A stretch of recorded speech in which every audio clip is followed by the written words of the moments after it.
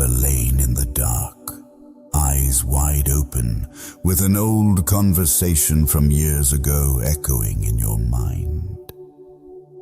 No one brings it up anymore, but you can't forget. You replay it word for word. Part of you wants to respond even knowing it's far too late. The other part just wants silence. Yet your mind won't let you rest. Night is when the world grows quiet, and that's when the things you've avoided begin to speak. It's not that you're weak and can't sleep. It's that you haven't yet learned how to let go. True letting go doesn't mean erasing everything, it means accepting it so it no longer occupies your mind. In this video, we're not talking about meditation or tricks to fall asleep faster. We're talking about how to ease your mind through the silent art of letting go. So tonight, you won't just sleep, you'll begin to heal. 1. Night is when everything speaks the loudest, even the things you don't want to hear. During the day, we have countless ways to pretend we're okay. Work, noise, small talk, the glow of a screen, or music through headphones, all are masks that help us avoid the real conversation with ourselves. But when night falls, when the lights go out, and the world shrinks to four walls, everything you've been avoiding begins to speak.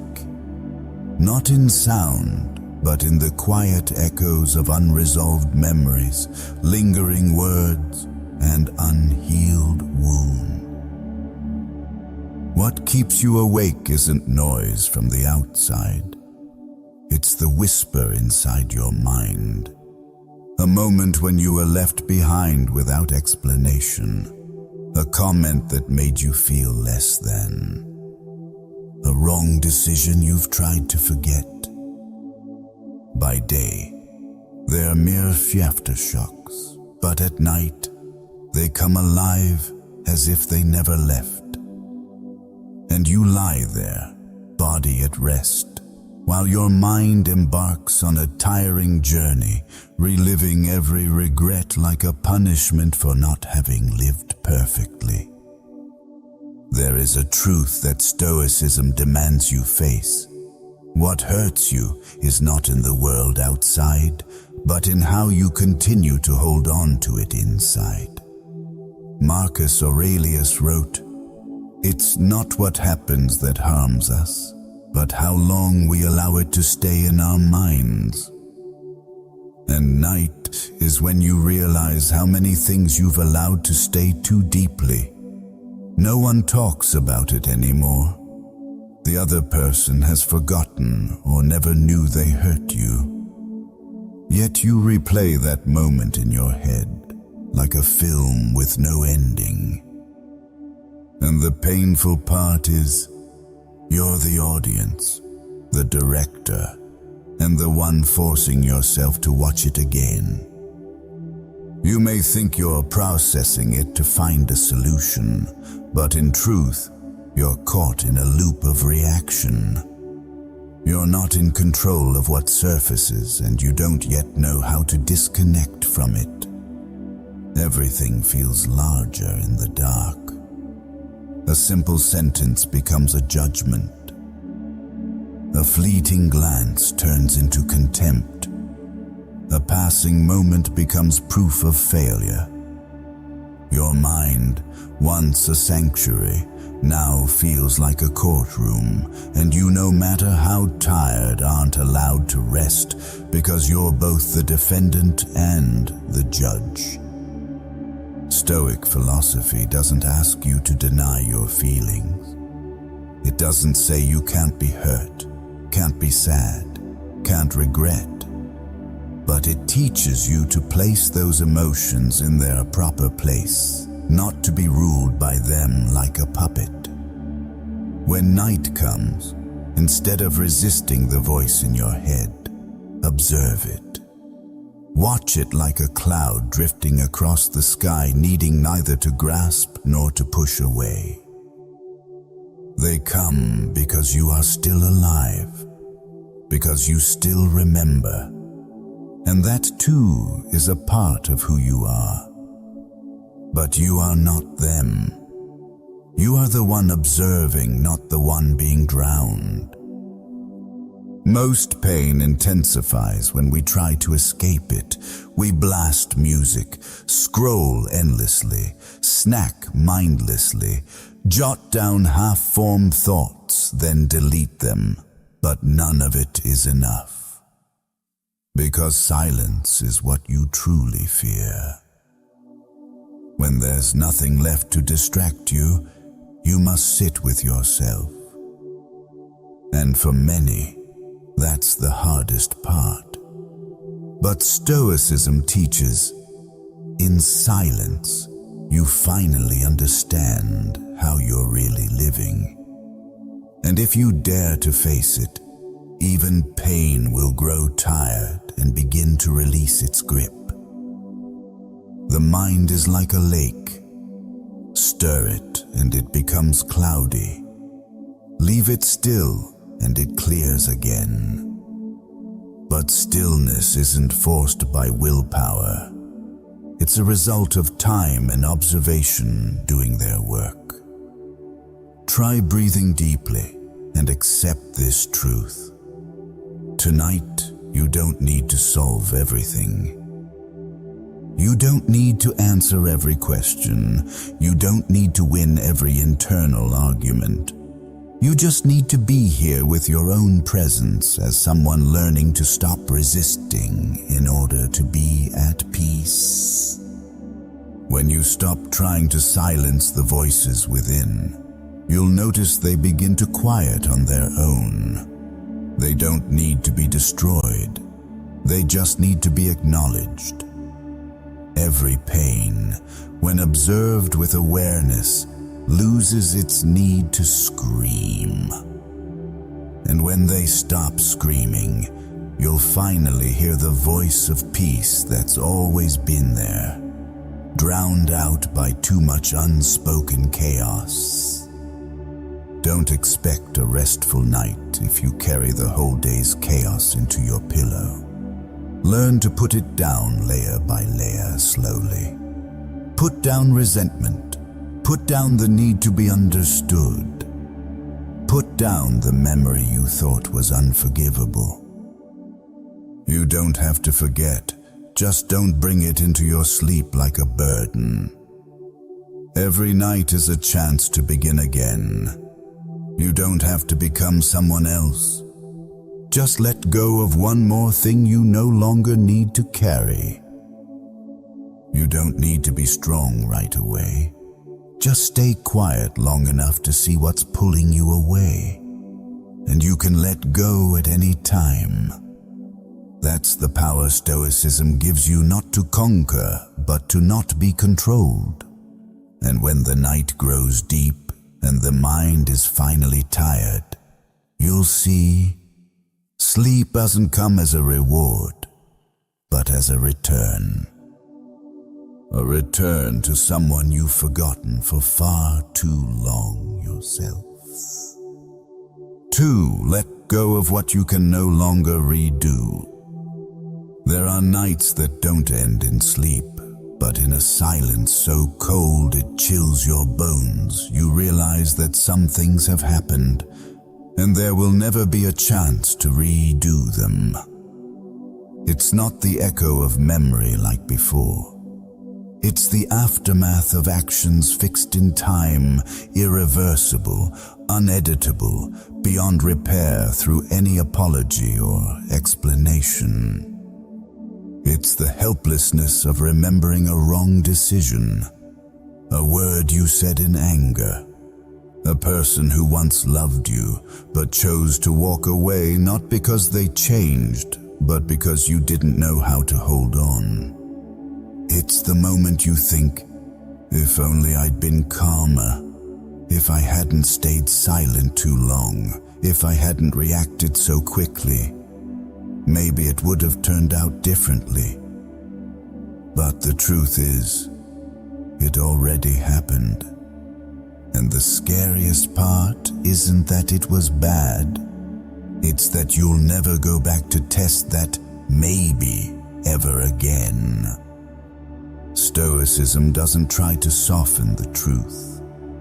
It forces you to face your limits. Time doesn't rewind. People don't stay the same, and you, no matter how much regret you carry, can't step into the same river twice. What has happened is no longer within your control, but how you hold on or put it down is entirely your choice. Marcus Aurelius once wrote, "What is past is already gone and cannot be brought back." Yet humans have a strange habit: we cling to the unfixable, as if holding it tighter might bring it back to offer us another chance. Regret, in a twisted way, makes us feel like we're still doing something for what's been lost. As if suffering is a delayed form of redemption, but Stoicism doesn't see pain as payment. It's a trap that keeps you stuck in the place you should have walked away from long ago. You can't unsay what's been said. You can't walk back the road you chose. You can't erase the times you let emotion overpower reason. But you can stop torturing yourself every night. You can reflect and learn instead of repeating guilt without change. That's the difference between someone who's trapped in the past and someone who's stumbled but grown. One uses memory to punish himself. The other uses memory as a foundation to act better tomorrow. Some memories, no matter how many times you revisit them, won't change. But you can change by how you retell them, see them, and place them where they belong, in a closed chapter. No denial, no justification, but no repetition either. Courage doesn't mean carrying every mistake. It means standing back up from it and moving forward, not running, but not drowning. We often think remembering is a sign of awakening, but true awakening isn't in memory, it's in action. If you stay up all night regretting a missed chance but live the same way the next morning, you haven't awakened. You're just spinning inside an emotion you haven't turned into a lesson. Stoicism isn't cold. It's just rational enough to remind you emotion has no value unless transformed into a code of living. And that Jude begins with letting go of what can't be redone to focus on what can still be changed. You don't need to forget what happened, but you do need to accept this. The cost of a mistake isn't eternal suffering, it's learning to live better from it. Not to atone, but to avoid repeating. And when you do that, even what you can't fix becomes part of your growth, not your burden. Many fear that forgiving themselves means downplaying the consequences. But the truth is, forgiveness doesn't erase the outcome, it just cuts the rope tying you to the past. Forgiveness isn't denial. It's the choice to stop feeding the pain every night, as if it's the only thing that connects you to what's gone. Forgiveness is when you face a wrong act, and instead of denying it, you smile softly and move on with a deeper, steadier, slower lesson. Letting go of what you can't redo isn't a gentle gesture. It's a brave decision, a silent declaration that says, I choose to keep living instead of drowning in what I can't change. And only when you do that will you truly be free. Not because you've forgotten, but because you're no longer bound by it. You don't need to prove it to anyone. You don't need to tell anyone how much you regret it. You just need to live fully awake from tomorrow onward.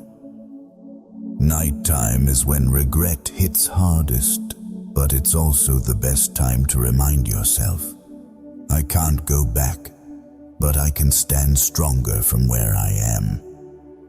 And you'll see, once you dare to let go of what you can't redo, you're no longer the same person. You're not the bearer of guilt. You're the one walking through it, no longer looking back with blame in your eyes. 3. Let go of what you cannot control. Memory is something you cannot fix, but at least it still belongs to you. Yet most of our exhaustion doesn't come from what we did, but from what others did, and we cannot change. After learning to face your own mistakes, you begin to realize there are things even more helpless than the past. It's the present drifting in a direction you can't control, and people living in ways you cannot influence. You didn't choose for them to forget you. You didn't plan for them to say one thing and do another. You didn't foresee the day your efforts would be dismissed or that your trust would be tested. But it still happened as an inevitable part of life, and as a cold reminder, you cannot control anyone but yourself. There's a harsh truth every strong person learns through pain. The more you try to control what isn't yours, the more it controls you. The more you want to be understood, the quicker you are to anger when you're misunderstood. The more you want someone to stay, the more shattered you are when they walk away. The more you demand results to come fast, the deeper your despair when things slow down. And so, many live in tension without realizing. They're not being tormented by the world, but by the illusion that they can control it. Epictetus once said, "Happiness and freedom begin with a clear understanding of one principle. Some things are within our control, and some things are not. But the hardest thing for the modern mind is to stop worrying about what they cannot change. Since childhood, we're taught that effort brings results. But life follows a harsher logic. You can do everything right and still fail. You can love with your whole heart and still be left behind. You can measure every word and still be misunderstood. Not because you were wrong, but because some forces lie beyond your reach. And the sooner you recognize the boundary between what is me and what is not, the less you'll be torn apart by things you cannot touch. Night is when insecurities rise the strongest. It's when you think of all the right things you did and still went unrecognized. When you wonder why someone changed so quickly, or why life is so unfair. And you begin to craft mental scenarios. If only you'd said something else that day, if you'd sent another message, if you'd had the courage to hold on. But every if leads to the same unavoidable truth. They chose to leave. Every explanation is now too late. Every effort to control only makes you cling harder to something no longer in your hands. Peace doesn't come from making others behave how you want. It comes from not expecting them to. Not because you're cold, not because you're numb, but because you've understood. What lies beyond your limits shouldn't sit at the center of your life. And when you pull your energy out of things you can't control, you'll have energy left for something far more valuable yourself. Most deep wounds come from misplaced expectations. You expect others to treat you the way you treated them. You expect the world to acknowledge you for your kindness. But Stoicism doesn't promise life will respond in kind. It simply tells you, sowing is your job, whether it grows or not is up to nature. And you are under no obligation to stand watch every day to see if the seed will sprout. Because the only thing you should focus on is your behavior, not others' reactions. One of the clearest signs of someone who hasn't mastered themselves is their constant reaction to everything around them. When someone speaks, they must respond. When someone leaves, they must chase. When someone misunderstands, they must explain. But the more they explain, the more they get pulled into a never-ending battle. Marcus Aurelius didn't respond to attacks, not because he was weak, but because he knew. If you must constantly prove you're right, you've handed others the power to define you, and those who know their worth deeply feel the least need to control how others see it. Ask yourself, how much of your exhaustion comes from wanting others to change?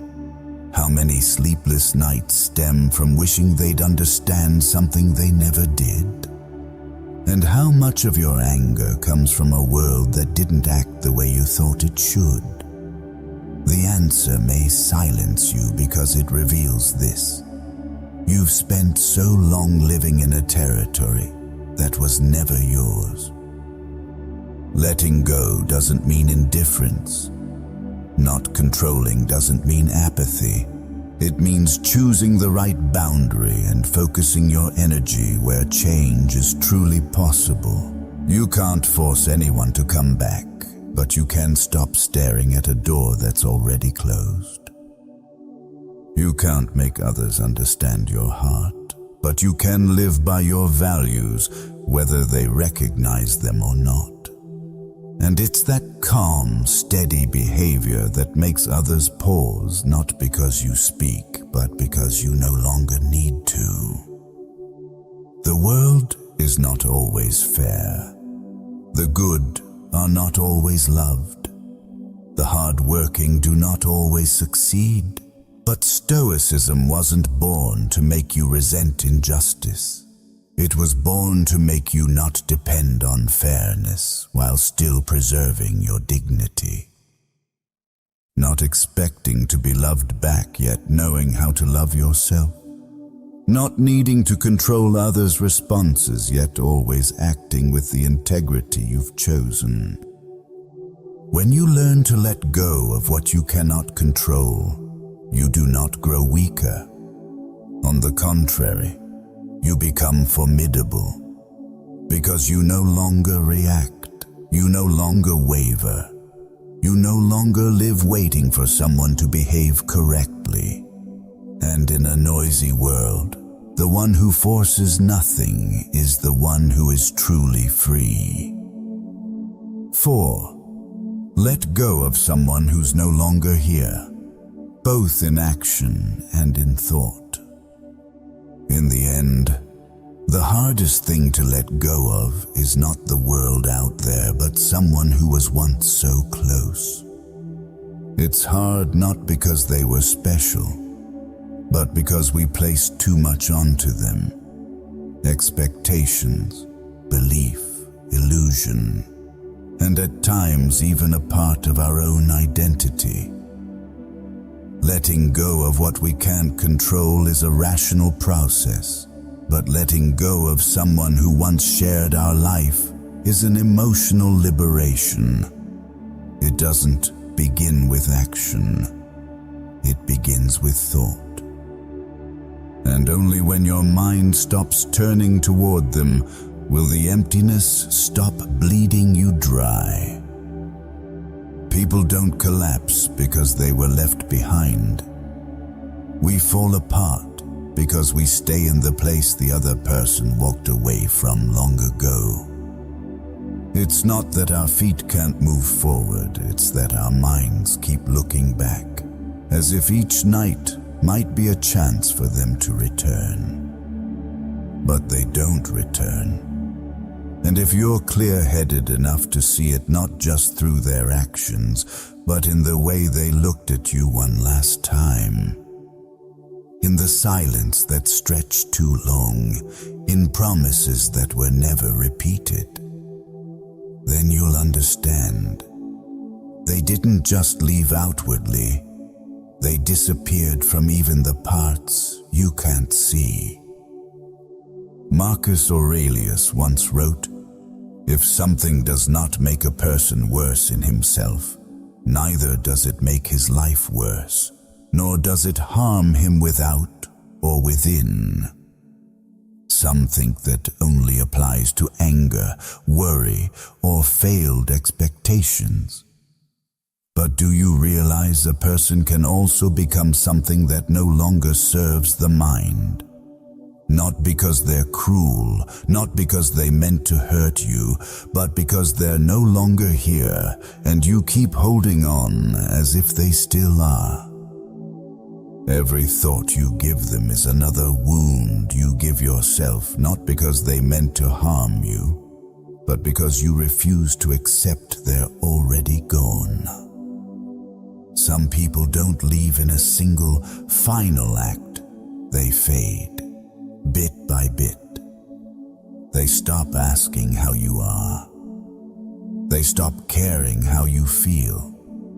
They stop showing up when you need a hug or a simple answer. And you try to fill that gap with understanding, with excuses, with unconditional love.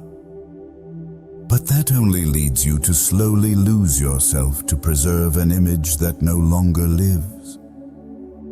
Epictetus reminds us, "Never say about anything, 'I have lost it,' but only, 'I have given it back.'" Yet people rarely stop at grief. We start living in the illusion that one day they'll realize. One day, they'll know you were the one who truly cared.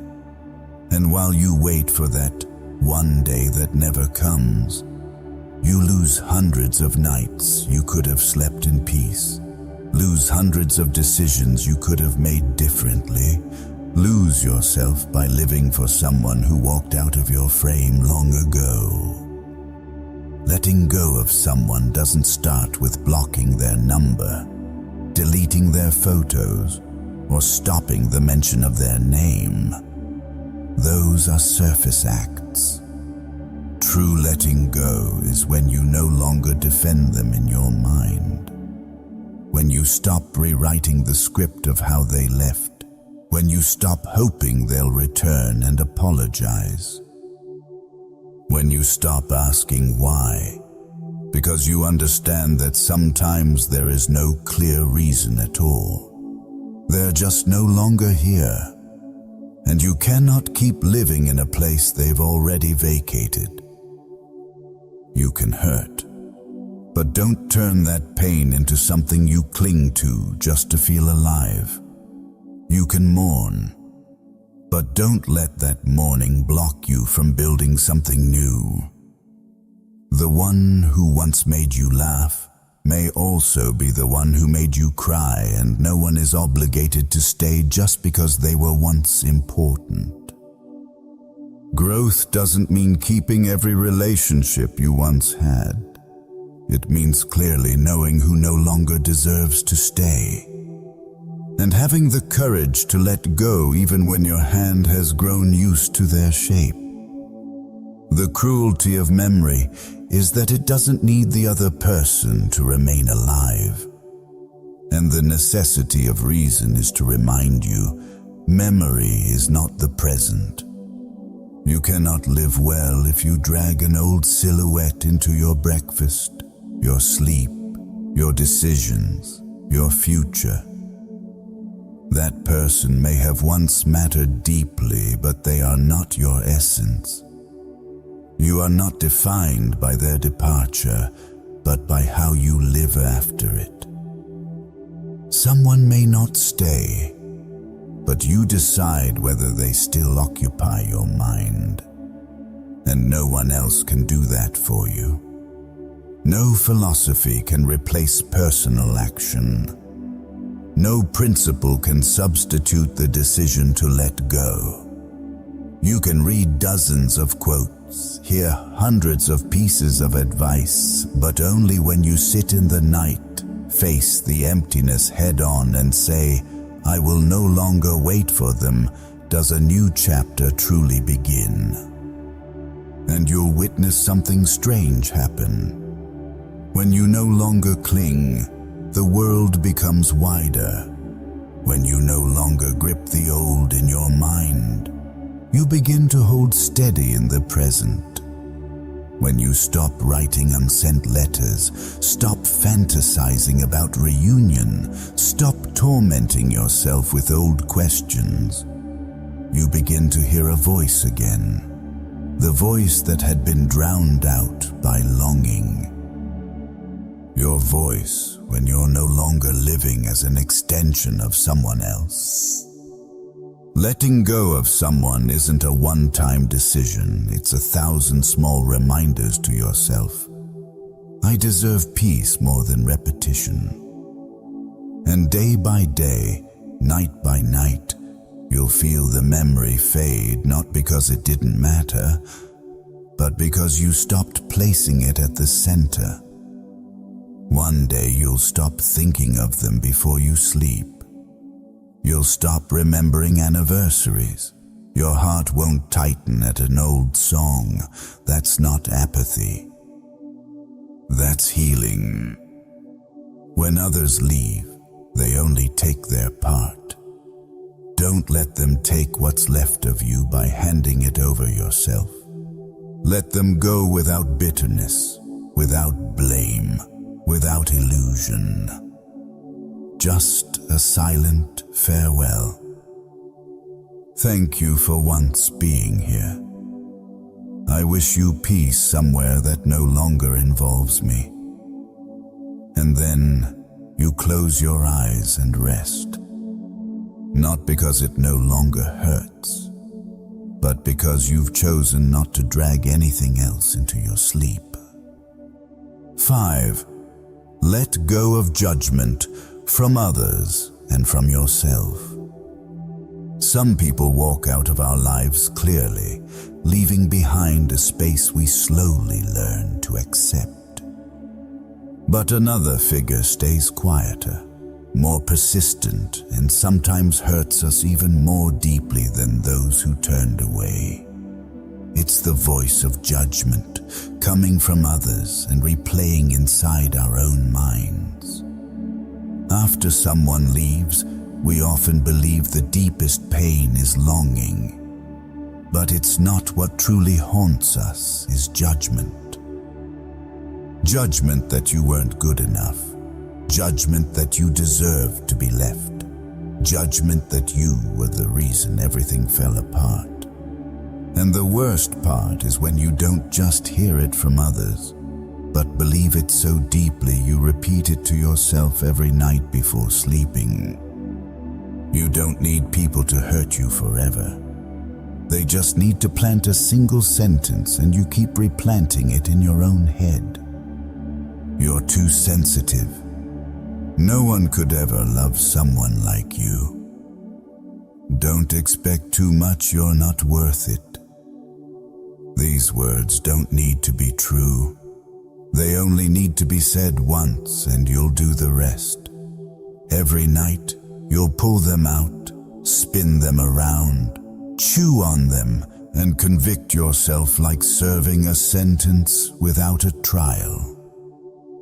And the cruelest thing is, you don't realize it's you doing this to yourself. Marcus Aurelius once reminded, If someone does wrong, the harm is to himself. But if you respond with anger or pain, the harm is to you. But we allowed it. We let doubtful glances, careless comments, and moments of withdrawn validation become part of our identity. And we began to define ourselves through someone else's mirror. A warped mirror, sometimes cold, sometimes exaggerated, but never honest. And yet, you still look into it every night before sleep, like a habit you can't break. Strangely, many people learn how to forgive those who betrayed them, but don't know how to forgive themselves for having once believed them. We're lenient with others, but harsh with ourselves. We call ourselves stupid, weak, blind. We don't say it aloud, but our minds silently replay each wound. And at night, when all outside noise fades, those words are the clearest. No one is scolding you, only you drowning yourself in an endless self-indictment. Letting go of judgment isn't about fighting the world. It's about choosing to preserve the inner stillness needed to avoid getting pulled into evaluations born from misunderstanding.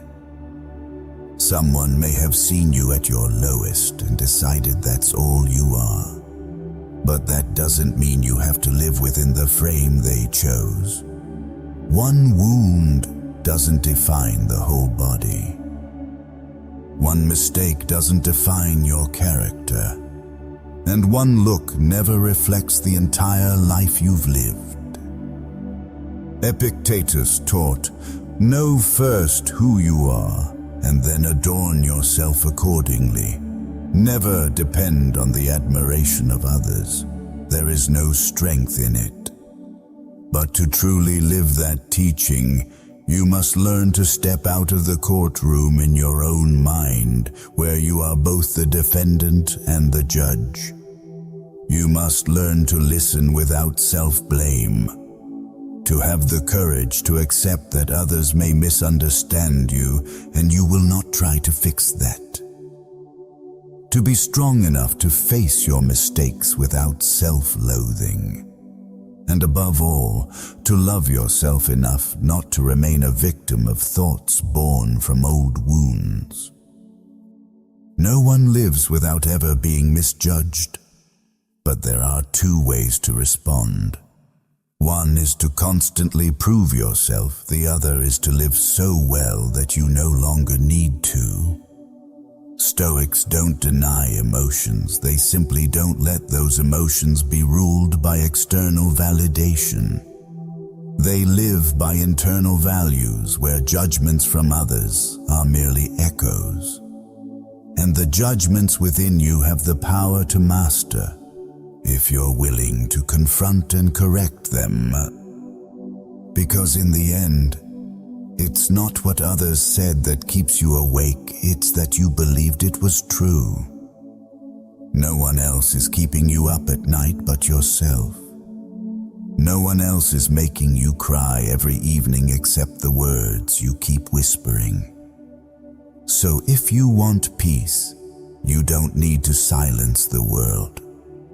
You just need to end the internal dialogue where you keep playing the part of someone who doesn't deserve worth. From now on, before sleeping, instead of asking, did I deserve that? Ask something else. Is that thought still useful?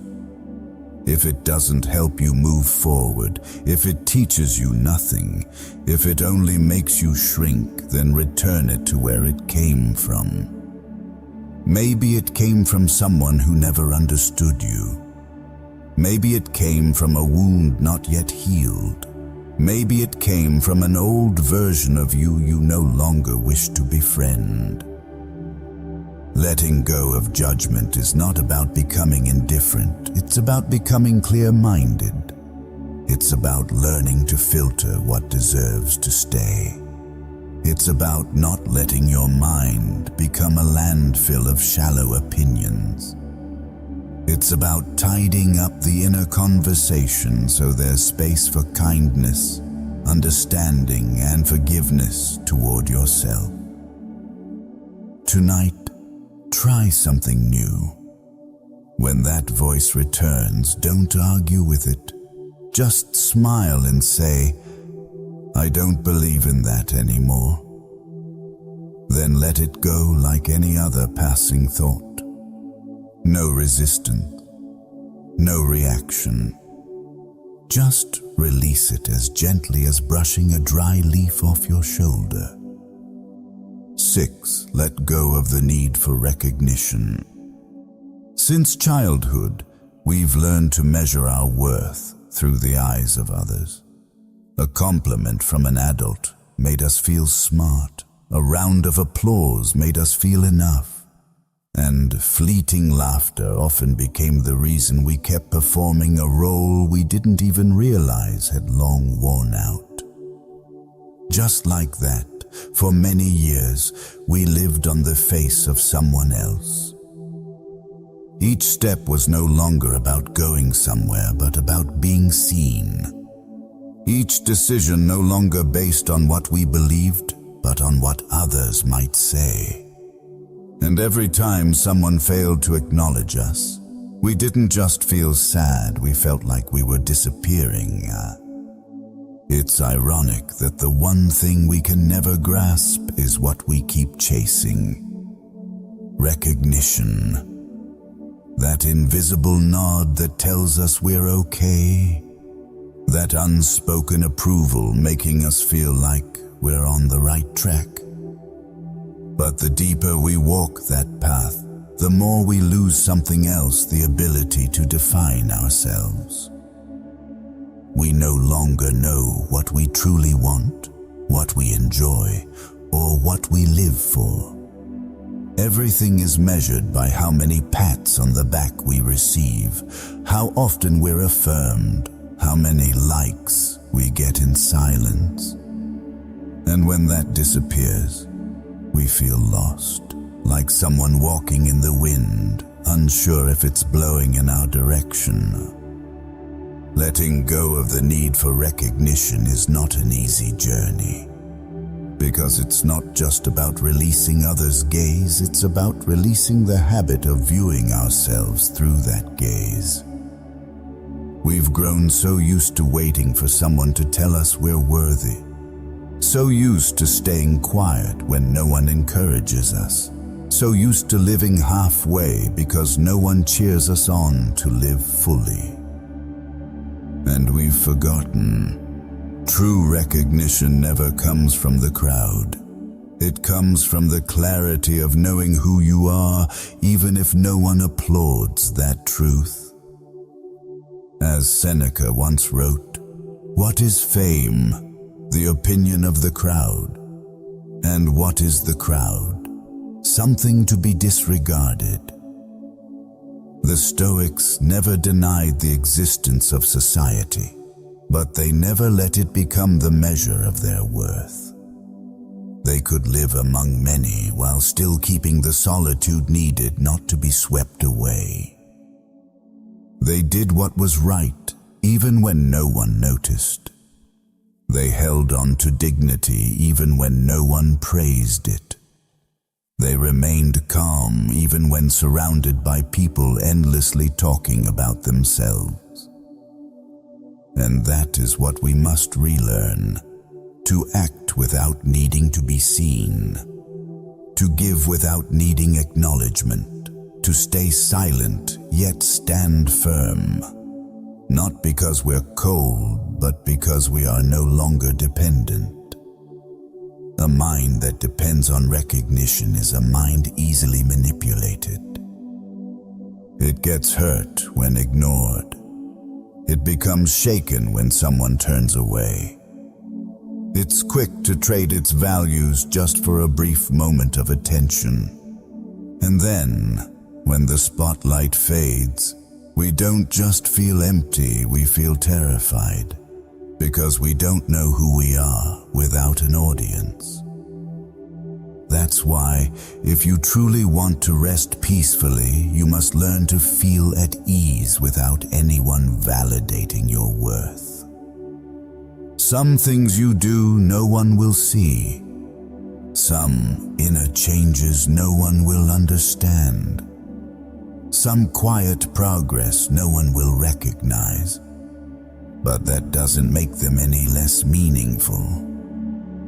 It's precisely in that silence that you build the strongest foundation, knowing your value without needing a mirror, walking upright without needing a supportive glance, living true to your principles even when no one cares how you live. True freedom begins the moment you stop waiting for approval. When you no longer need a nod to live the way you choose. When you stop feeling lost just because no one sees the effort you're quietly making. When you realize value isn't found in volume, but in depth. And sometimes the deepest things never make a sound. A quiet night will never come to someone who keeps chasing admiring eyes. But it will arrive naturally to one who can bow their head and nod to themselves. No need to announce it. No need to post, prove, or explain.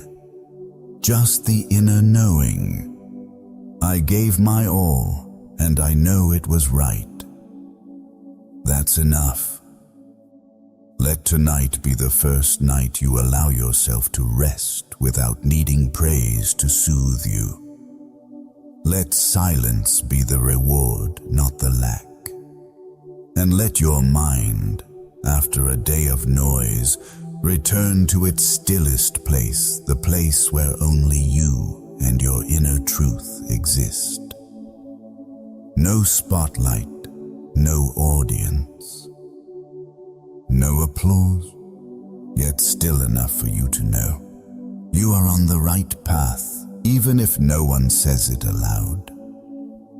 7. Let go of the silent dialogues in your head to return to the present. At some point you'll realize it's not the way others look at you that exhausts you the most. It's the silent conversations taking place inside your own mind. After every situation, every encounter, every mistake or reaction, what keeps you up at night isn't what happened, but the unanswered questions, the words left unsaid, the scenarios you keep replaying. And that is what keeps you from ever fully being in this moment. You're here, but your mind isn't. In the previous section, we spoke about letting go of the need for recognition, but even harder to release than someone else's gaze is the voice you imagine coming from them. The echo of rejection. The judgments you assign to yourself then replay endlessly like a loop that won't stop. The irony is, while the world has already moved on to the next moment, you remain trapped in a previous one. You're no longer living, you're just rewinding, and that makes you lose sight of what's unfolding right now. Marcus Aurelius once wrote, "You have power over your mind, not outside events. Realize this, and you will find strength." But we often do the opposite. We ignore the present to dwell on what we cannot control. We replay an argument in our minds as if the outcome might change. We respond to a sarcastic remark in imagination as if that would bring us relief. We justify ourselves to someone who's already gone, visualizing a way to make them understand even though they're no longer there to hear. All of it is illusion, but the weight it places on our spirit is real. Those inner conversations no one else hears are the very things stealing your ability to listen to yourself. You think you're reflecting, but you're merely stuck in a loop. And that loop doesn't create clarity, it generates anxiety. Every time you imagine an alternate outcome, you're reinforcing the belief that this reality isn't enough, that it's flawed, that it must be corrected. And you spin in that obsession until you lose the one thing you truly have, the present. Letting go of the internal dialogue doesn't mean stopping all thought.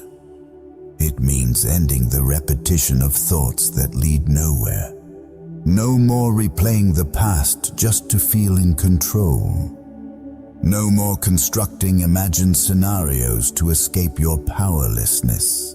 No more questioning again and again why things didn't turn out the way you wanted.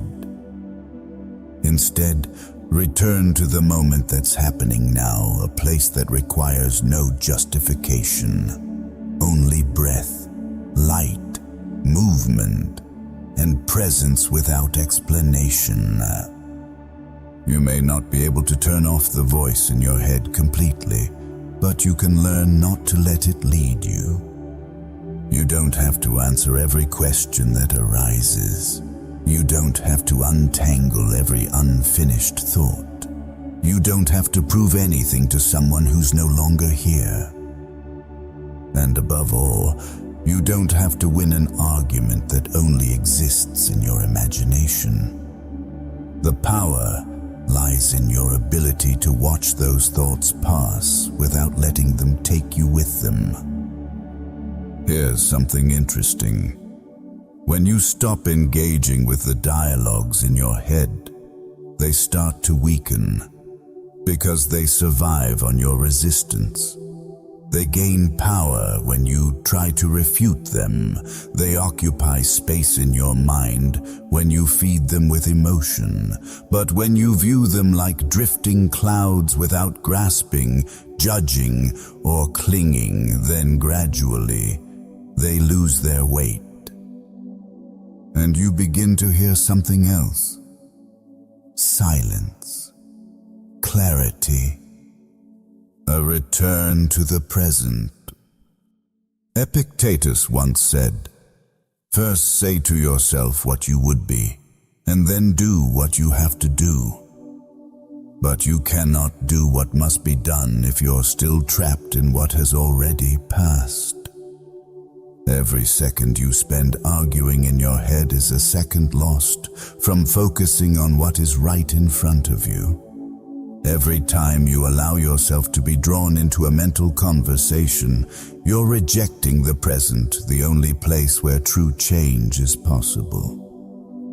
So tonight, before you close your eyes, practice releasing those endless internal dialogues. No one wins in them. No one gains deeper understanding. No one gets healed. And you, the only one present in that imaginary debate, are the one who ends up most exhausted. Let silence do its work. Let the unsaid go. Let the present become your refuge, not something you keep skipping past. You don't need to answer every question in your head. You just need to be present. You don't need to explain everything that happened. You just need to breathe. You don't need to create another version of the past. You just need to sleep as someone who has nothing left to prove, no one left to answer to, no imaginary conversation left to win. And if you can do that, you're not just letting go of a thought. You are choosing to truly live in a place where everything unfolding is real and no longer an illusion. 8. Let go of regret. By looking back without condemnation. Only when you stop the dialogues in your head can you hear another voice, the sound of your own sigh. The echo of moments you once wished you could redo, retell, or choose differently. And you might think, if I've already moved on from those things, regret should have faded by now. But no, because regret doesn't need words. It hides in the way you avoid a familiar street, in the way your eyes dim at the mention of a certain name, in the silence that stretches when you remember the moment you didn't choose courage. After releasing the silent conversations in your mind, you may think you've reached stillness, but then one night, within that silence, a memory returns. A wrong decision, a missed opportunity, a person you hurt, and you find yourself standing again at the crossroads between past and present, not to fix anything, but to feel your heart ache once more. That is the nature of regret. It needs no reason to exist. It only needs the fact that you were once human, once mistaken, once fragile. But what you need to understand is this. Regret is not the enemy. It's how you respond to it that wounds you. Many people think forgetting is the only way to heal. But forgetting is not liberation. Sometimes healing only comes when you dare to look back without condemnation. When you have the courage to face your past self and say, I understand why you did that, and I forgive you. There's a harsh truth that Stoic philosophy always reminds us. The past cannot be changed, but that doesn't mean we aren't allowed to look at it. Marcus Aurelius once wrote, "Do not waste what remains of your life in speculating about your neighbors, unless with a view to some mutual benefit." But sometimes, the neighbor we speculate about the most is our own self from yesterday. We scrutinize our past through judgmental eyes, not through understanding. We blame ourselves for not being rational enough, wise enough, brave enough. But we forget that version of us, that old self, did the best he could with what he had at the time. No one walks through mistakes without scars. But there are two kinds of scars. One that reminds you of pain. The other that reminds you that you lived. Which one will you carry? If you choose the latter, you must learn to look at your past like an observer, not a judge. You can learn from a mistake without punishing yourself for it. You can draw a lesson without branding your mind forever with guilt. The truth is, everything you've ever done right or wrong is part of what made you who you are today.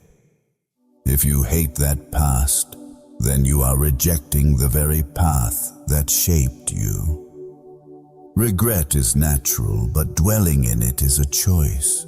And that choice only prolongs suffering. It doesn't change anything. What you need isn't punishment, but growth. Seneca once said, "What need is there to weep over parts of life? The whole of it calls for tears." But even if life is a sequence of imperfect events, that doesn't mean you must suffer endlessly for what has passed. Tears should fall once. The lesson, if truly understood, won't need to repeat itself. So how do you let go of regret? Begin by naming it. Look straight at that moment without sugarcoating, without excuses, and without judgment. Just see it and admit, I didn't know how to do better, and I will not repeat that again.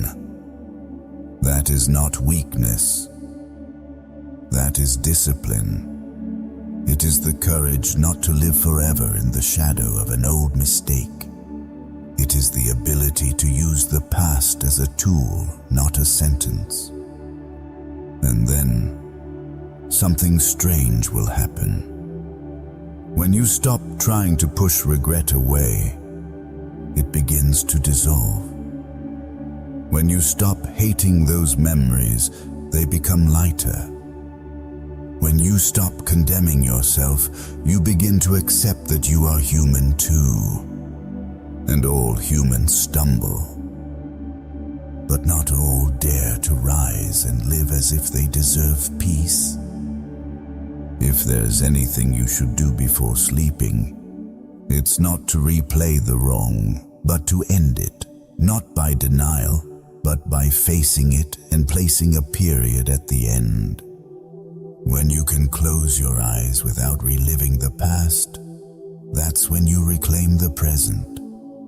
And nothing is more precious than that.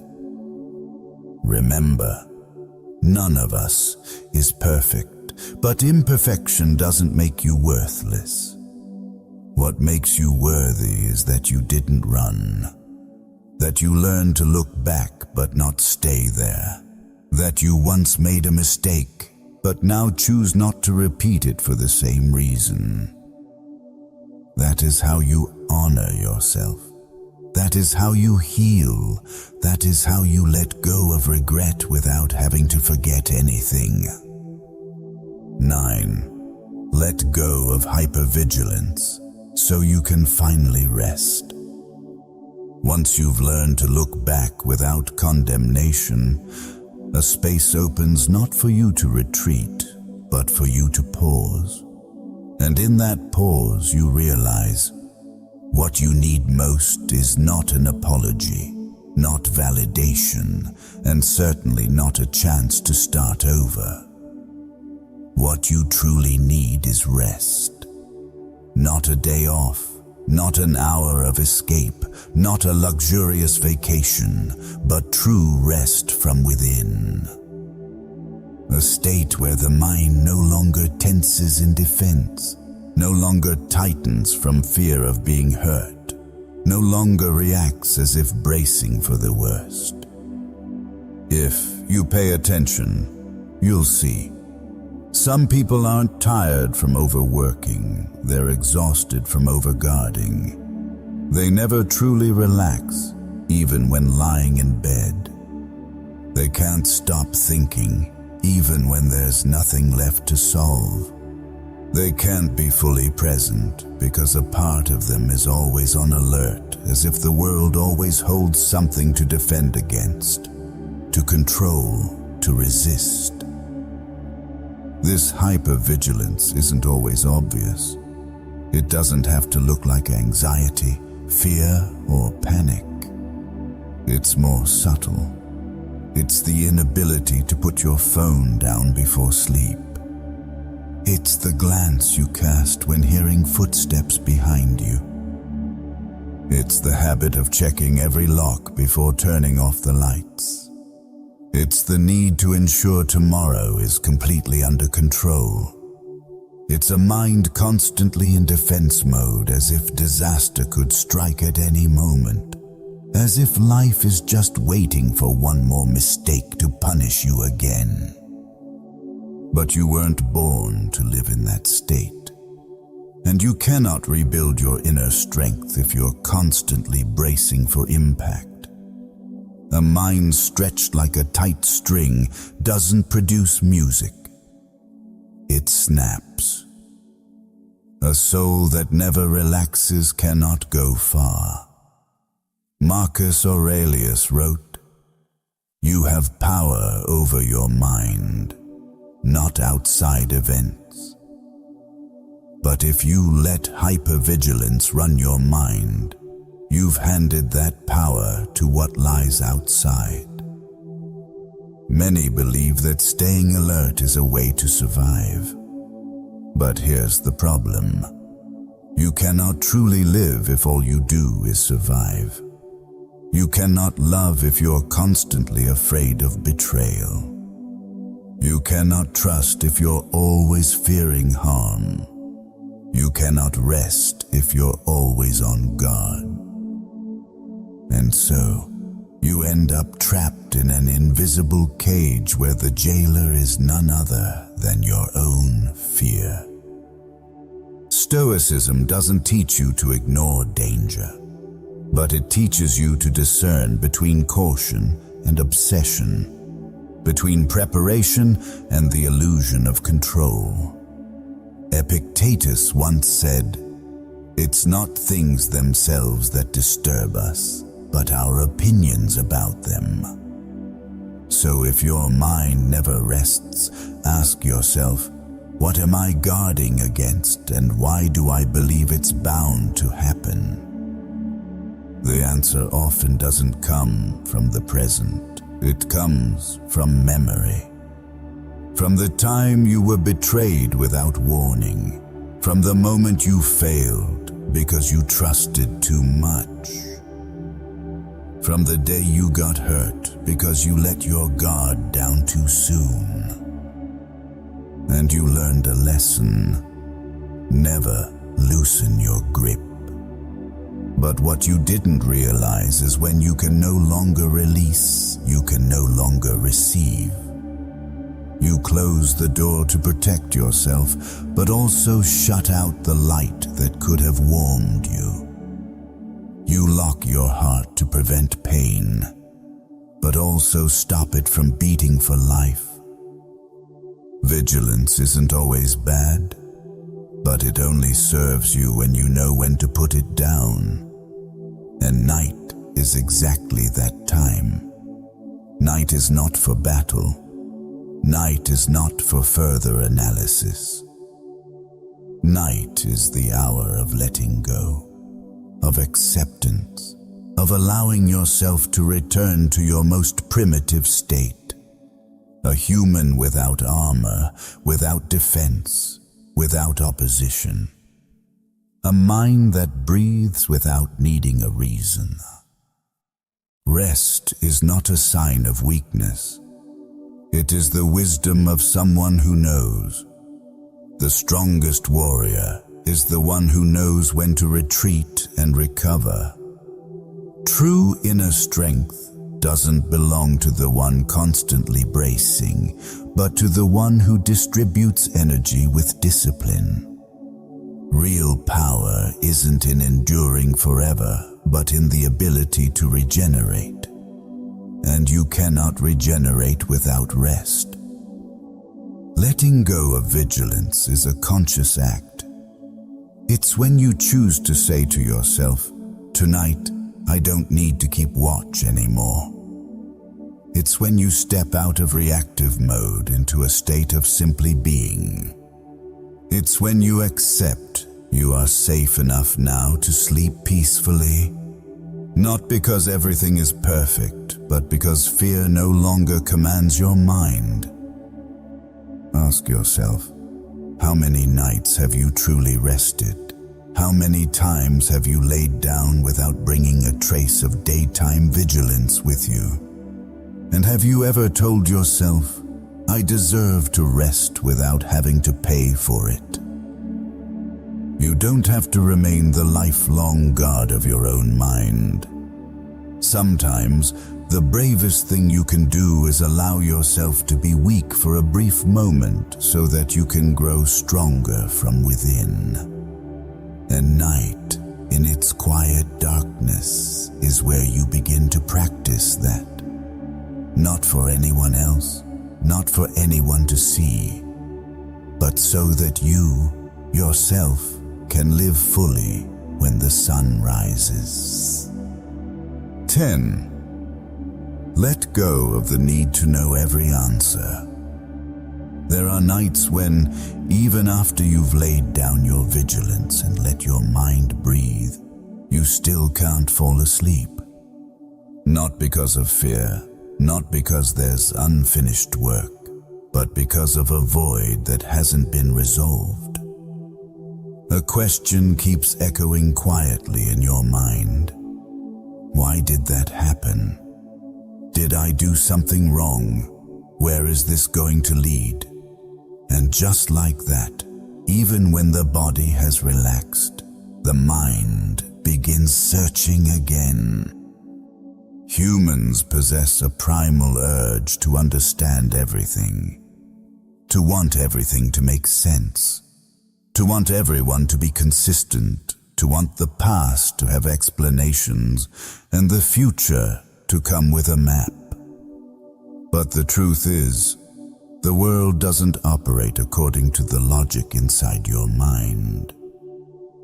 Some things have no answers. Some people act against all reason.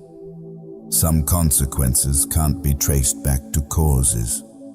Some pain arises without reason and no justice comes with it. And the more you search, the more tired you become. Because questions without answers are like a maze with no exit.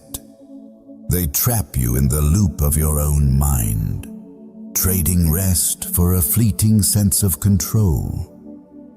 But that control is an illusion, because you don't need every answer to keep living. You just need to accept that some things remain unknown and don't have to be understood to move forward. Marcus Aurelius once wrote, "Accept whatever comes to you woven in the pattern of your destiny, for what could more aptly fit your needs?" If you constantly demand explanations for every pain, you're handing your emotional sovereignty to something you might never understand. And in doing so, you're not living, you're analyzing. You're not feeling, you're interpreting. You're not letting go, you're just delaying the pain by keeping yourself busy with questions. The truth is, there are things that happened you'll never understand. Why? Why did they betray you when you were genuine? Why did everything fall apart just as you began to feel safe? Why did injustice strike despite all your efforts to live rightly? These questions, if repeated endlessly, become shackles. They don't help you move forward, they just keep you stuck, waiting for someone to come back and explain. But no one's coming back.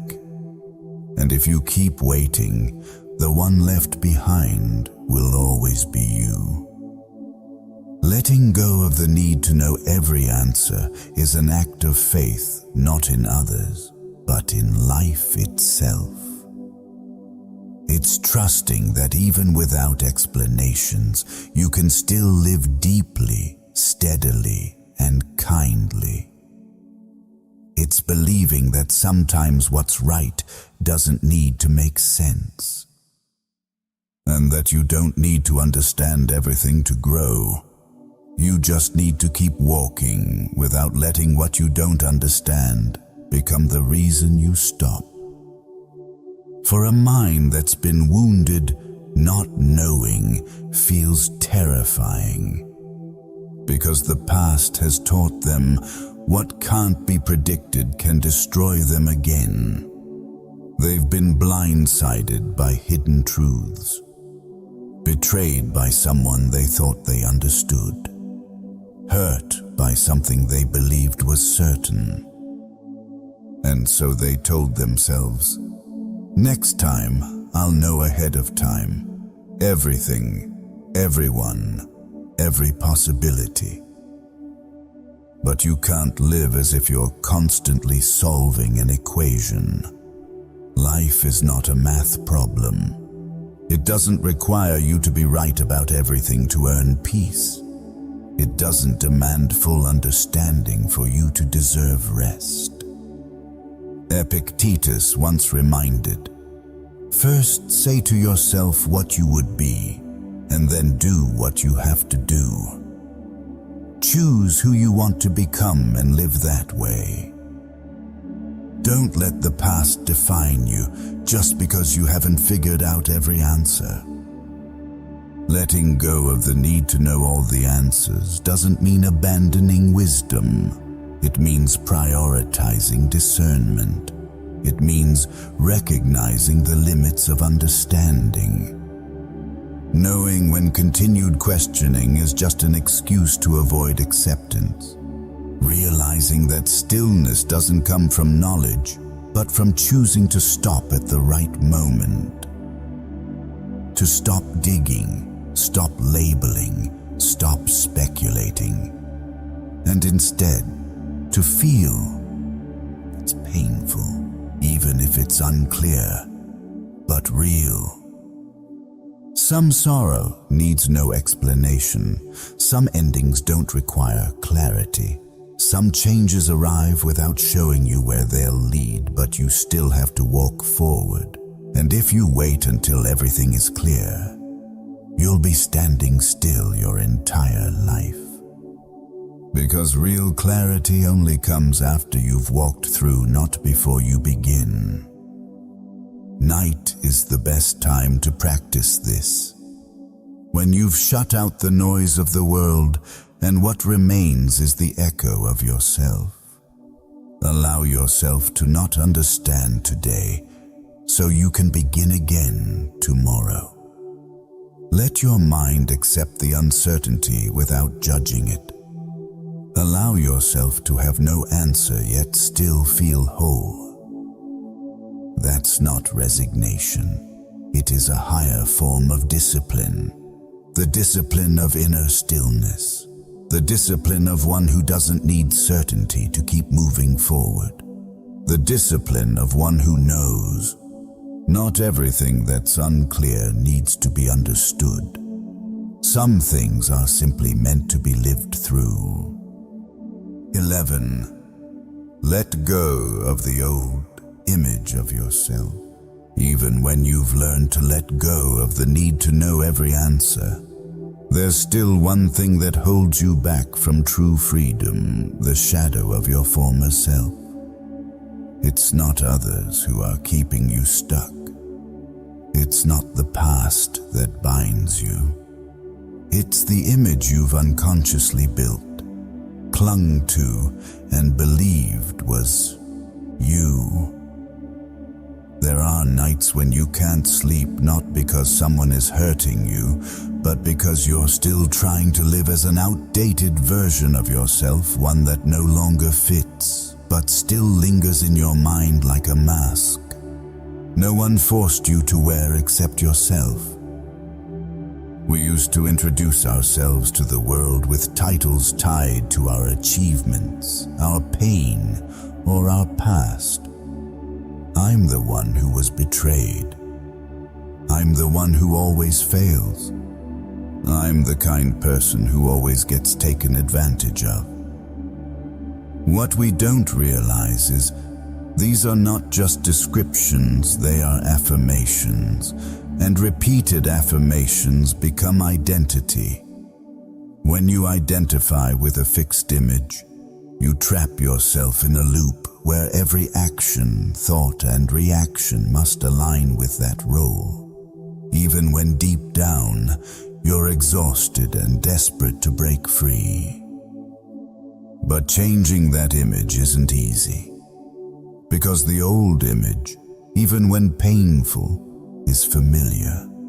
Even when limiting, it feels safe.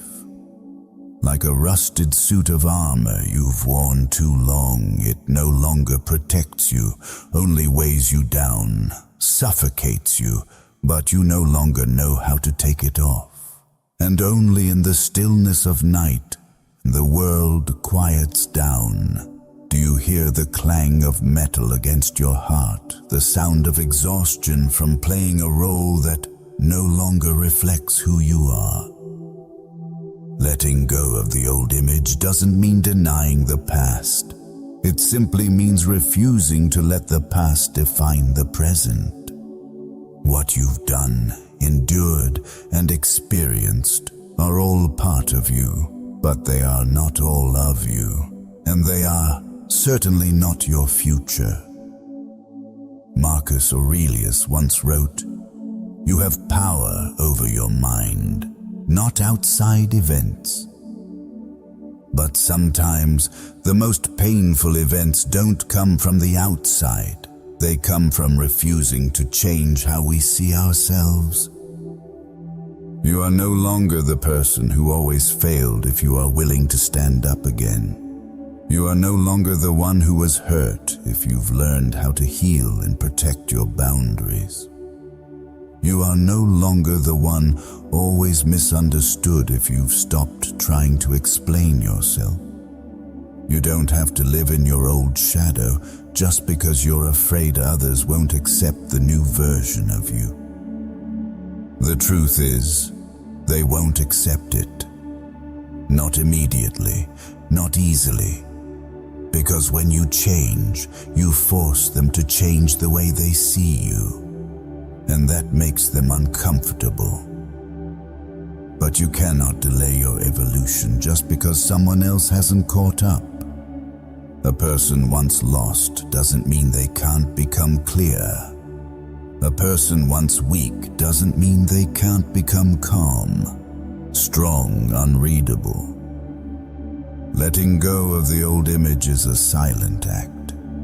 It doesn't require announcement. You don't need to declare to the world that you've changed. You only need to live differently, not from old reflexes, not on familiar paths. When someone provokes you, you no longer react as you once did. When someone leaves you, no longer try to hold them back. When you face yourself in the mirror, your eyes are different, no longer defensive, self-pitying, or sad, but calm, like someone who knows. You're rebuilding not to prove anything, but because you've run out of things to hide. Let every present action be the ending of an old version. You don't need to deny the past. You just need to stop repeating it. And to do that, you must start with the simplest thing, the way you speak about yourself. Every time you repeat the old story, you're reopening a wound that was meant to heal. Every time you recall a failure as proof of your limitation, you're stealing your own chance to move beyond the old image. The old image isn't the enemy. It's just a shell that no longer fits. It once protected you, helped you survive, gave you a reason to not move forward.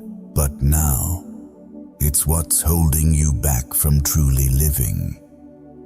And the saddest part is not that others don't understand you. It's that you keep trying to live in a way that fits an image you no longer even believe in. And maybe, when you're finally ready to take off the old mask, you'll realize you don't need to build a new image. You just need to live truthfully, so that each night, when you close your eyes, life no longer feels like a stage, but like a space where you can finally breathe without strain, without pretense, without fear of being misunderstood, and without the need to justify who you are. Letting go of the old image is not abandoning yourself. It's your way of returning to yourself after years buried beneath assumptions, expectations, and defenses. Tonight, let silence guide you back. Not to adopt a new label, but to release every old one. Not to become a better version, but to stop trying to become anything other than who you are. 12. Let go of the dreams that no longer fit. There will come a time, after you've had the courage to shed your old shell, when you look back at the dreams you once chased with your whole heart. and you'll realize some dreams no longer belong to the person you're becoming. That realization is painful, not because the dream was wrong, but because it was born from an older version of you, someone who longed to prove himself, to be seen, who believed that reaching that goal would finally bring happiness. But when you become clear-minded, you'll see something no one talks about. Not every dream is meant to be carried through life. Some dreams are echoes of a wounded self, crying out for attention, and you ran after them believing they were the right path, when in truth, you were just running away from yourself. Letting go of an old dream is not the same as giving up. It's growth. Like a child outgrowing a shirt that once fit, keeping that shirt, no matter how sentimental, won't help them mature. We're no longer at the moment when those dreams were born, and it's cruel to force yourself to live under the expectations of a self that no longer exists. Many people fail to change their lives, not because they lack motivation, but because they can't admit one thing. The dream they're chasing is no longer aligned with who they are. They push on, afraid to say, "I was wrong," afraid of how others will see them, afraid to disappoint their family, afraid to be judged as weak, as someone who gave up.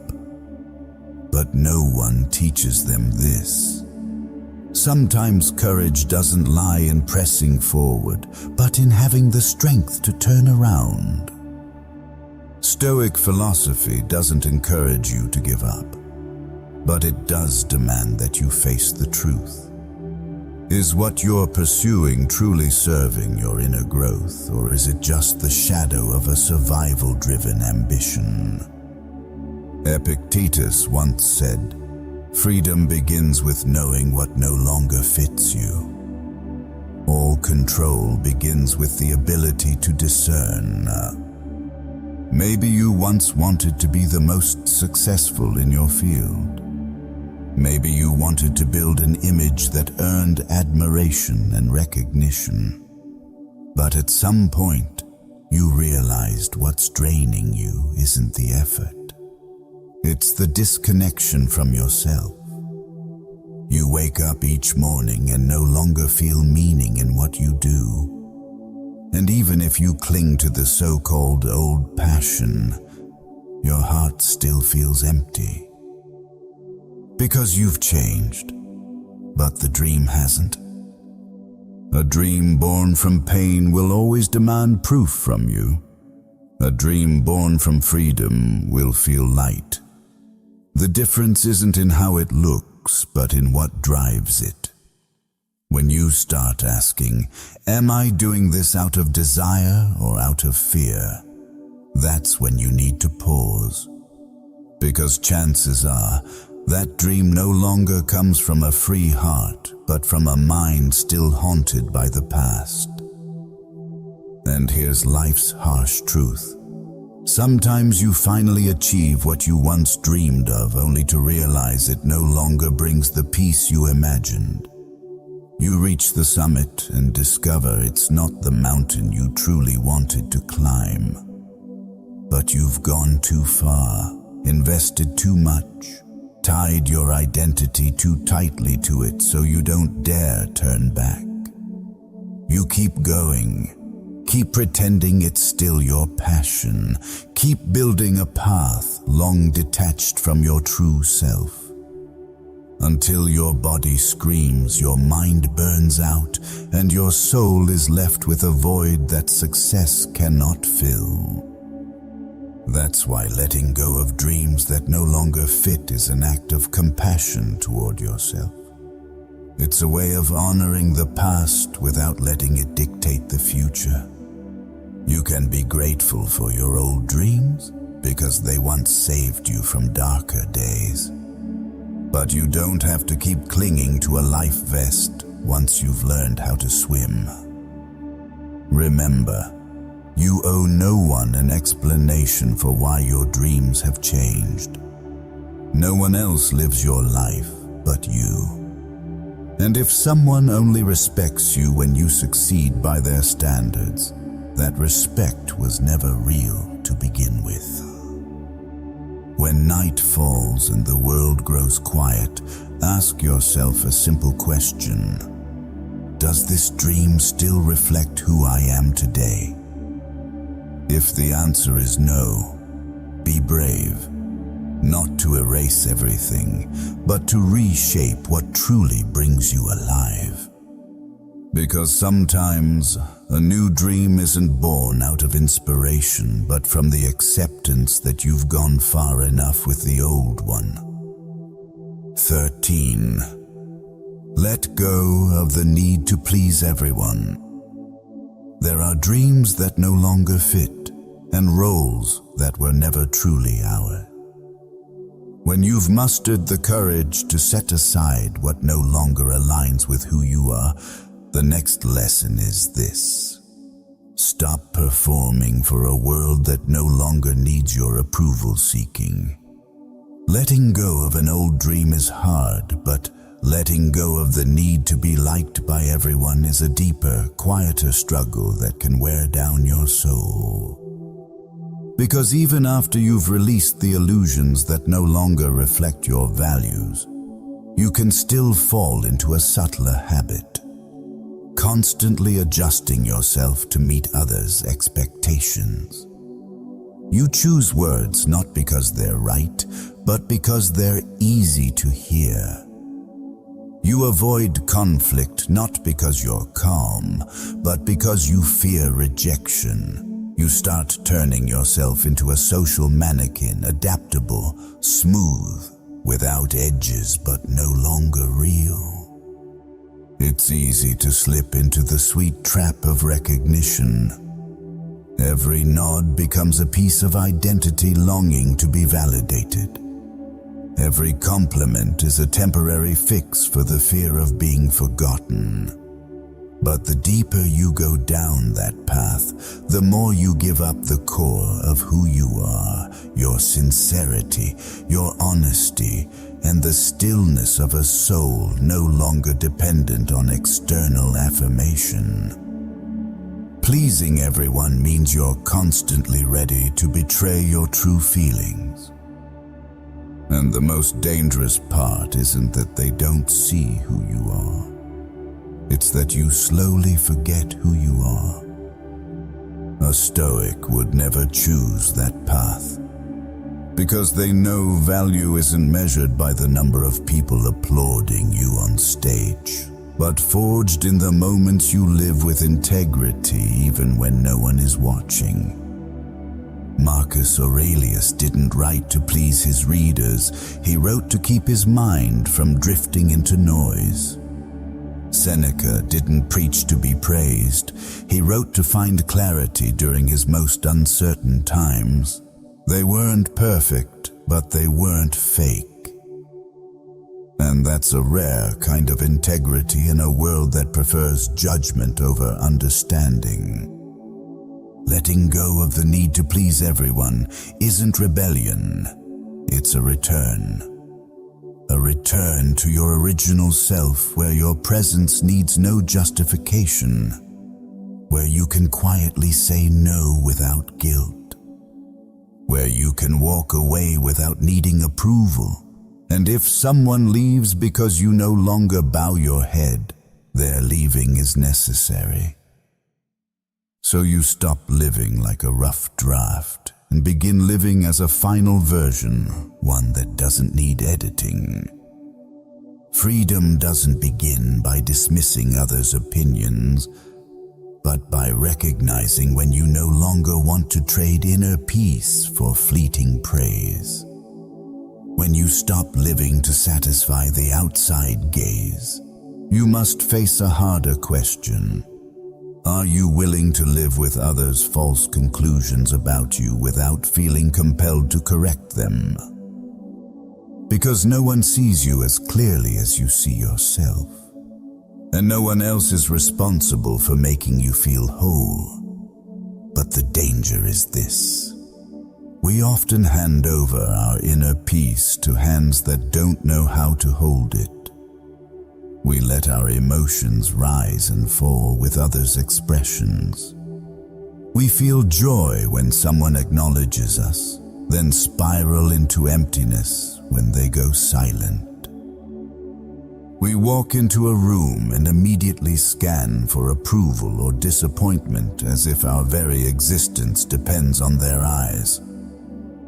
In the quest to please others, you begin to lose the boundary between goodwill and emotional servitude. A simple rejection becomes an obsession. A response that falls short becomes self-torment. And the cruel truth is, not only do you trade your inner stillness for applause, but you also lose the ability to distinguish real value from hollow praise. If you need someone's validation to feel worthy, you've already placed yourself at the lowest rung in an invisible power game. Epictetus once warned, "Never depend on the admiration of others. There is no strength in it." Because when you do, you become controlled by those you're trying to please. They don't need to threaten you. Their silence is enough to make you anxious. Their disapproval is enough to make you feel defeated. And you begin to adjust yourself not based on reason, but to fulfill the desires of people who hold no responsibility for your happiness. A truly grounded person is not someone everyone likes, but someone who is not dependent on being liked. He can walk into a room full of skepticism and remain calm. He can be misunderstood and feel no need to explain.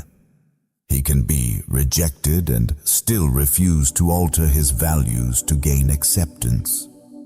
Because he has learned what most haven't dared to confront, that sometimes the greatest act of self-respect is walking away in silence, rather than exhausting yourself to please a crowd that never understood you. When you stop seeking approval from the outside, you'll encounter a different kind of affirmation, not loud, not dependent, not performed. It's recognition that comes from within. And nothing is more valuable than that. 14.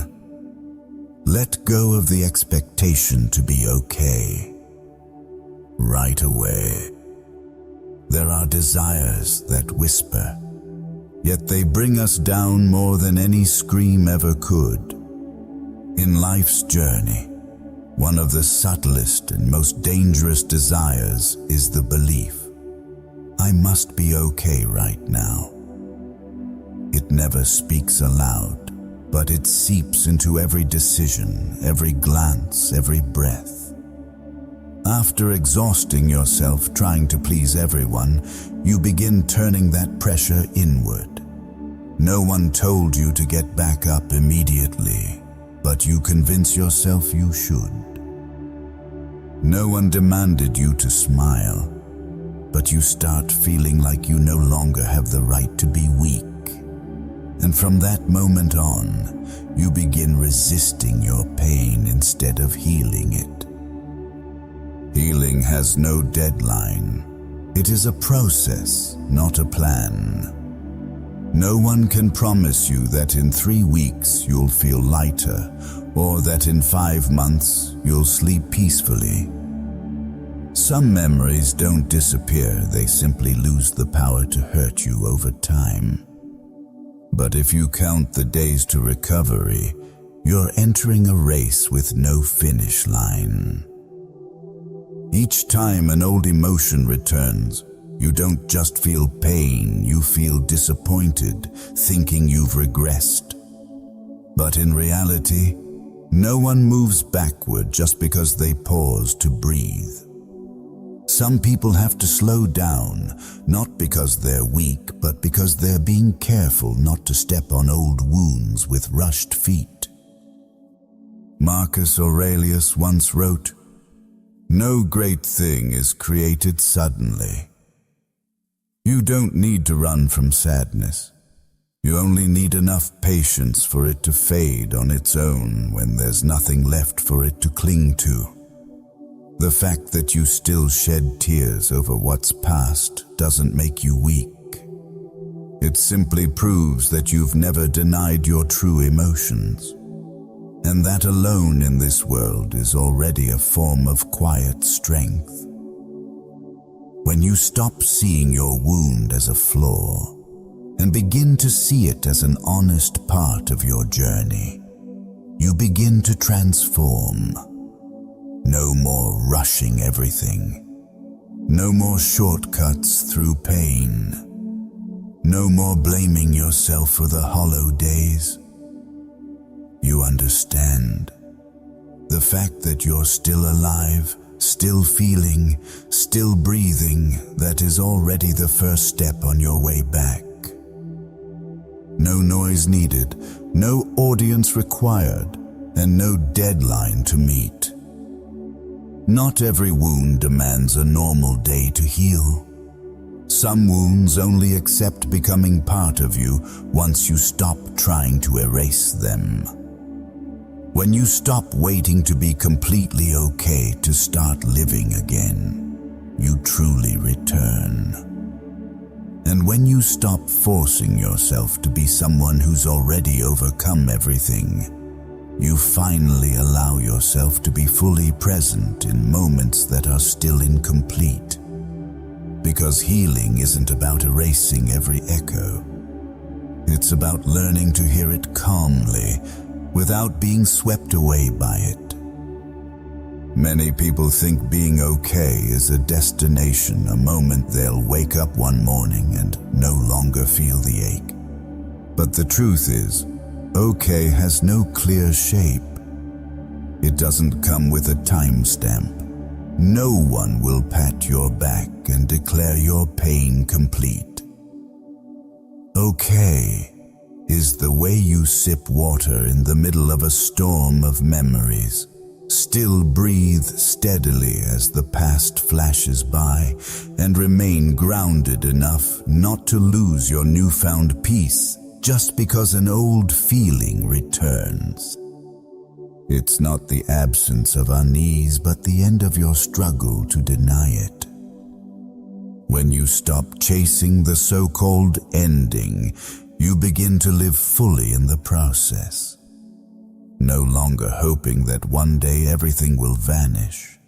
You step back, sit with yourself and whisper, "Maybe things aren't okay yet, but I'm still here." And that quiet presence, not any version of perfection, is the foundation of sustainable recovery. In Stoic philosophy, there's a truth repeated often. Inner strength doesn't come from a life without hardship, but from holding steady through every wave of uncertainty. You may always carry something you can't name, a few emotions unexplained, some questions unanswered. But you don't have to carry all of that like lifelong baggage. You only need to know there are things you can't fully understand, only accept. And you don't need to wait until you're completely unburdened to begin again.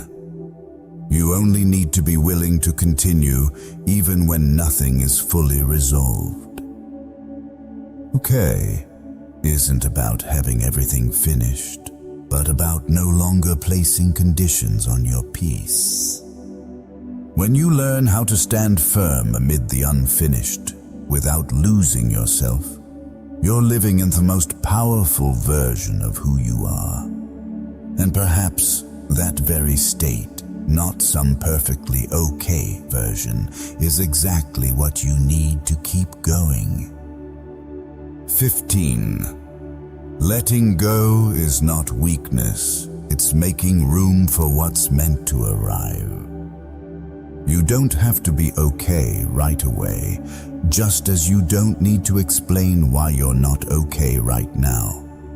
Because sometimes, peace doesn't come from forcing yourself to recover, it comes from a quiet decision to stop carrying what no longer walks with you. And it is precisely in that moment when you stop trying to hold on to what has become too heavy that you begin to realize letting go is not surrender, but a deliberate act of strength, clarity, and self-respect. No one sets sail carrying every stone from the shore. No one reaches the summit holding on to unnecessary burdens. So why, in life's journey, do we believe we must keep everything we've ever touched? There are things that were once important, once a part of us, once gave us a reason to keep going, but when their role has ended, clinging to them won't bring them back. It only slows us down, lowers our heads, and suffocates us in memories we don't dare release. Letting go, at times, is the bravest thing a person can do. Not because they're weak or unable to hold on, but because they've matured enough to know that holding on won't save it. Some doors close not to punish, but to redirect. Some people leave not because you were wrong, but because their path no longer intersects with yours. Letting go, then, is not abandoning what's good, but no longer clinging to what has ceased to grow.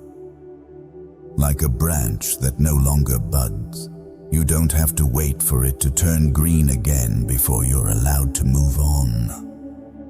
You can't step into a new day if you still wear the shadows of the last. You can't welcome the light if your hands are still clutching the shards of what's lost. Some things aren't wrong, they're just no longer right. Some versions of yourself weren't flawed, they've simply reached their end. Letting go doesn't deny the value of what was. It's choosing not to let it control your present. That is awareness. A quiet, resolute declaration. I've learned what I needed to learn. Many believe the more you can hold on to, the stronger you are. But true strength lies in knowing when to stop, knowing when to say no, knowing how to gently set something down and walk away, not in bitterness, but in gratitude. Grateful for what was, yet unwilling to trade your present peace for something that no longer defines you. Like a coat that once kept you warm in winter, there comes a time you must take it off to enter spring. Not because you no longer cherish it, but because you no longer need it in this new season. Some things, if not released, won't kill you, but they'll keep you from truly living. You'll still wake up, work, smile, but it'll all be mechanical, soulless, absent, because your mind is still tethered to what cracked, what aged, what fell away. And in doing so, you exchange your present self for a shadow. That's not loyalty, it's bondage to the past. So allow yourself to let go. Not because you didn't love enough, but because you finally understand. Understand that true love isn't clinging, it's knowing when to let go so both can live more fully. Understand that your worth isn't in what you can hold, but in what you choose to carry forward today. Understand that inner freedom doesn't come from having it all, but from knowing what must leave. And when you let go, you don't lose, you open. a clearing, a relief, a step taken further. And perhaps what you've been chasing all this time was never meant to be held, but only found when your hands are light, your heart is still, and your spirit is wide enough to welcome it. But letting go isn't just about releasing weight, it's about opening doors, because if you don't clear the space, even the best things can't enter. Some people complain that their lives never change, that nothing new arrives, that true happiness never finds them. But they don't realize that they've locked every inner door with old remnants, memories that refuse to sleep, resentments that refuse to quiet, expectations still rooted in moments long gone. Nothing new can take root in soil littered with fragments that refuse to leave.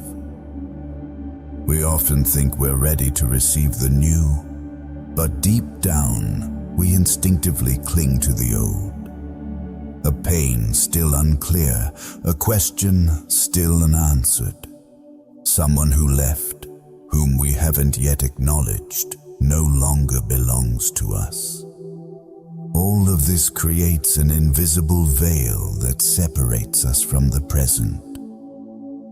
You can't hear new music while old melodies still echo. You can't see new doors when your eyes are glued to the cracks of the one that closed. Maybe the hardest part isn't forgiveness, but stopping the question of why it happened. Maybe it's not the loss itself, but giving up the endless what-ifs. Maybe what keeps us stuck isn't what was taken, but our insistence that nothing should have changed. But life doesn't work that way. It doesn't ask if you're ready. It just moves. And you have only two options: move with it or be left behind. If your mind is still crowded with old stories, even the new, if it arrives, will be met with suspicion, comparison, and eventually rejection. You won't see opportunity, only risk. You won't see a gift, only a test.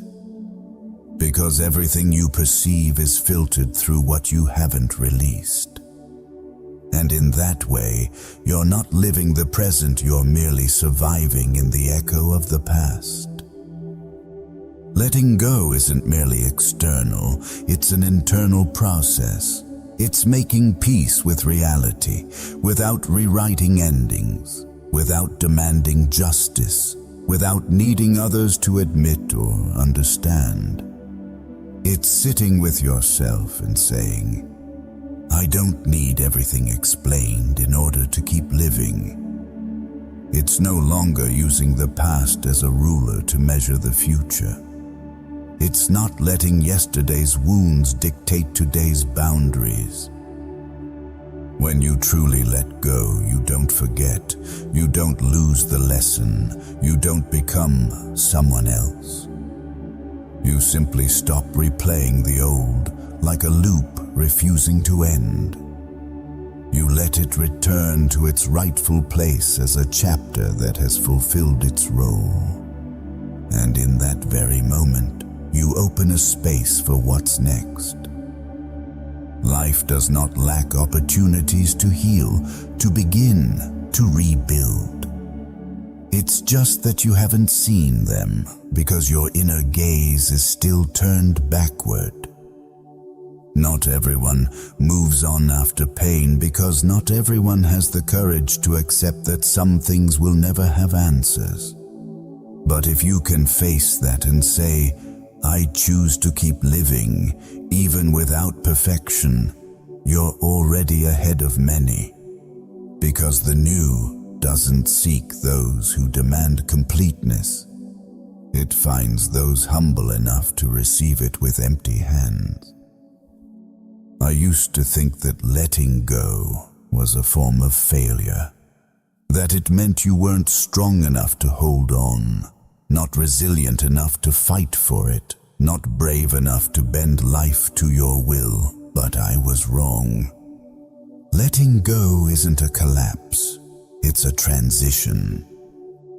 We don't lose when we walk away from something that no longer fits. We only truly lose when we insist on clinging to it as if it defines us, as if without it, we are no longer ourselves. But that's exactly what makes us lose our sense of self. I've witnessed the fracture happen within me not because someone else hurt me, but because I refused to release what had already expired, already rotted, already become hollow. And I had to learn how to sit with that truth, slowly unbinding each mental knot. No noise, no rush, just a clear, deliberate silence. Stoicism taught me something simple, yet profound. You don't need to understand everything, win everything, or keep everything. You only need to choose what's worth keeping and have the courage to release the rest. If this message has touched something within you, please like, subscribe, and turn on the notification bell so you won't miss future content. And if you're looking for a place to begin again, start from the silence of tonight, because sometimes every rebirth begins with the right kind of release. See you in the next video.